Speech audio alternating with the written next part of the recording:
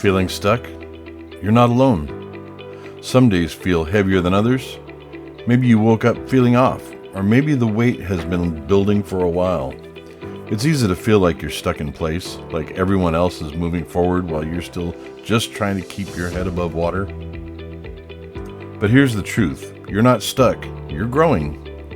Growth doesn't always look like progress. Sometimes it looks like standing still, catching your breath, and figuring out what's your best day. You don't have to conquer the world today. Just take one step, one deep breath, one small decision to take care of yourself, even if that means resting, even if that means asking for help, even if that means admitting you don't have all the answers yet. Remember, you've faced hard things before, and you made it through. You've had days like this and still managed to rise the next morning. You've surprised yourself with the strength more times than you realize.